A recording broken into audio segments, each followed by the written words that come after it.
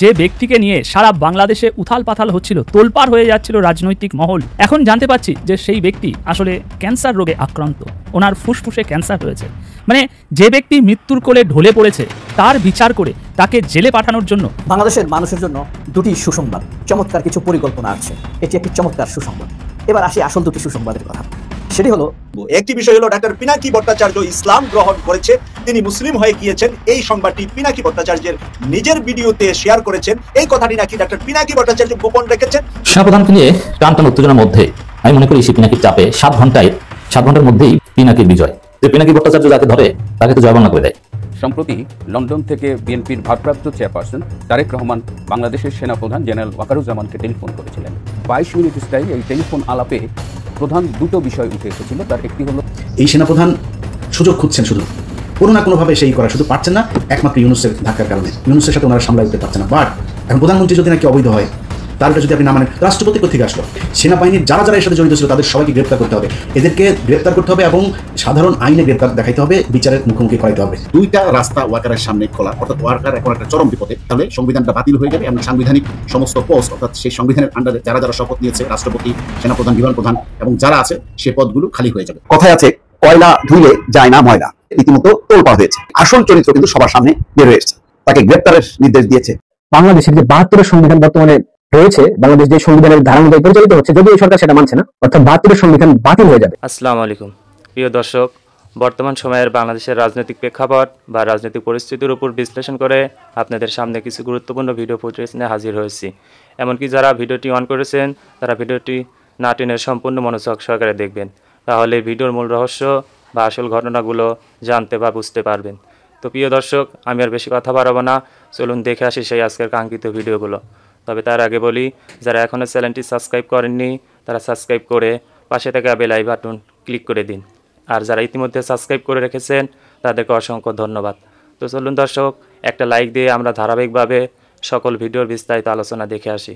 একটা গুরুত্বপূর্ণ ঘটনা দিয়ে শুরু করি, তাহলেই বুঝতে পারবেন বাংলাদেশের সাথে এই মুহূর্তে মোদীর সরকারের অন্তরের জ্বালাটা কোন লেভেলের। বাংলাদেশের যিনি রাষ্ট্রদূত আছেন সম্ভবত ভারতে, তো গতকালকে ওনার পরিচয়পত্র পেশ করার একটা নির্ধারিত তারিখ ছিল। হুট করেই সেই পরিচয়পত্র পেশ করার তারিখটাকে স্থগিত করে দেওয়া হয়েছে। এখন এটার পিছনে কেউ কেউ বলছেন শুধু বাংলাদেশ না, তুরস্কেরও স্থগিত করা হয়েছে। কারণ ভারত পাকিস্তান যুদ্ধে বাংলাদেশের জনগণের অধিকাংশ যারা পাকিস্তান প্রেমী আছেন তাদের যে খুল্লাম খুল্লা সাপোর্ট ছিল, আবার সরকারিভাবেও ভারতের বিপরীতে বাংলাদেশের পাকিস্তানের সাথে যেই সুসম্পর্ক সেটাকে ডাবল নেগেটিভ দেখছে। এমনকি ডক্টর মোহাম্মদ ইউনুসকে নিয়ে ভারতের কিছু টুটটুট মন্ত্রী আছে যারা বলে যে মোল্লা ইউনুস, আচ্ছা ওনার কি দাঁড়িয়ে আছে না, ওনারে হজ করতে দেখতেছেন যে মোল্লা শব্দটা মানে থাকে না যে একটা কাছাকাছি লেভেলের, বাট ওরা মনে করে এইটা।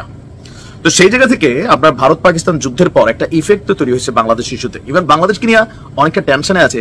চিকেন স্ন্যাক যে এলাকাটা ভারতের গণমাধ্যম, ভারতের সেনাবাহিনী দাবি করছিল পাকিস্তানের গোয়েন্দারা নাকি এসে বাংলাদেশের ভিতরে এগুলা চেক ব্যাকও করে গেছে। যাই হোক, বাংলাদেশকে অনেকটা ভয় দেখাতে চায় এবার।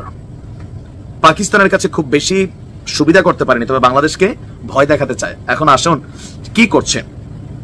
পশ্চিমবঙ্গে তিস্তা নদীর অববাহিকায় যুদ্ধকালীন প্রস্তুতির অংশ হিসাবে, কিসের যুদ্ধ? বাংলাদেশের সাথে তো যুদ্ধ নাই, বাট যুদ্ধকালীন প্রস্তুতির অংশ হিসাবে ভারতের সামরিক বাহিনী পূর্ণাঙ্গ সামরিক মহড়া আপনার শুরু করেছে। 3 দিন ধরে আপনার তিস্তা ফিল্ড ফায়ারিং রেঞ্জে তিস্তা প্রহার নামে এই মহড়া চালানো হয়েছে। মহড়ার জায়গাটি ভারতের চিকেন স্ন্যাক বা শিলিগুড়ির করিডোরের একদম দরজার সামনে।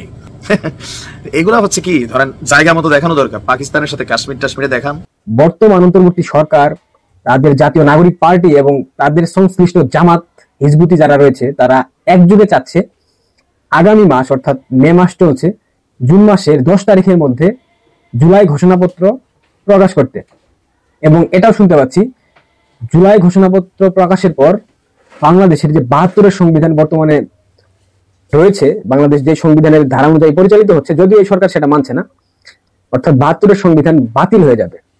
বাংলাদেশের সংবিধানে বহুবার কাটাছেঁড়া হয়েছে, এটা আমরা সবাই জানি। বিভিন্ন কারণে, রাষ্ট্রীয় কারণে এই সংবিধান সংশোধন করতে হয়েছে। এটা বিগত সময়ে বিএনপি করেছে, আওয়ামী লীগ সরকারও করেছে, তাদের কাউকে দোষ দেওয়ার কোনো অবকাশ আমি দেখছি না।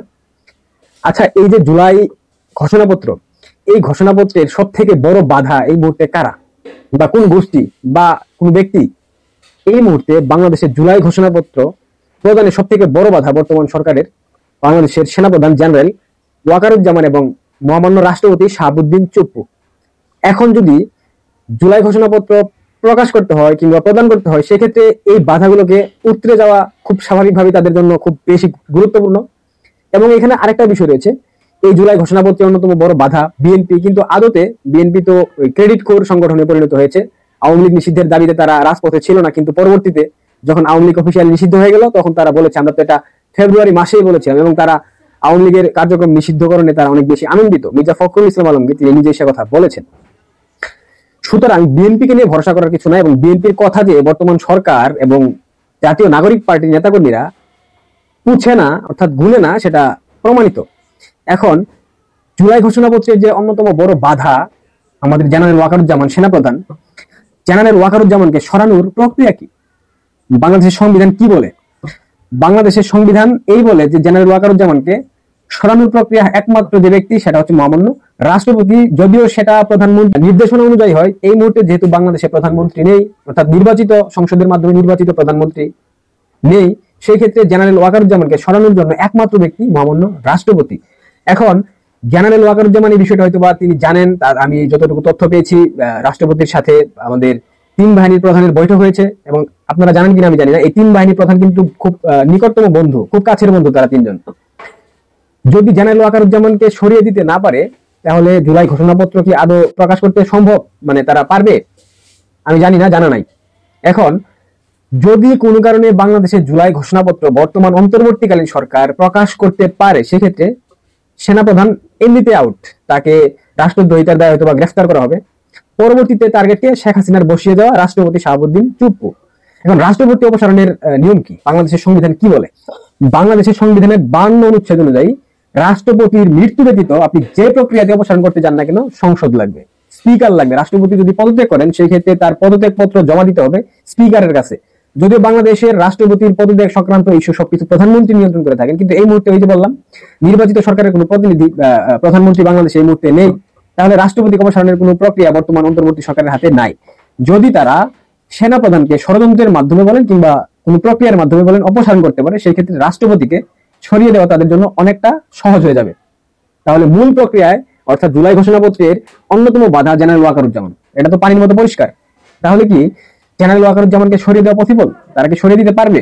এবং যদি কোনো কারণে সরিয়ে দেয় তাহলে কিন্তু না রাষ্ট্রপতি বাঁচবে না জেনারেল ওয়াকারুজ্জামান বাঁচবে, দুজনকেই গ্রেফতার করা হবে, এবং সেটা রাষ্ট্রদ্রোহিতার অপরাধে কিংবা আওয়ামী লীগ সরকার কর্তৃক নিয়োগপ্রাপ্ত সেই জায়গা থেকে হয়তো তাদেরকে গ্রেফতার করা হবে। দুটি বিষয় নিয়ে কথা বলবো। একটি বিষয় হলো ডাক্তার পিনাকি ভট্টাচার্য ইসলাম গ্রহণ করেছে, তিনি মুসলিম হয়ে গিয়েছেন। এই সংবাদটি পিনাকি ভট্টাচার্যের নিজের ভিডিওতে শেয়ার করেছেন। এই বক্তব্যটা আবার দিয়েছেন বাংলাদেশ থেকে পালিয়ে যাওয়া প্রধানমন্ত্রী শেখ হাসিনা।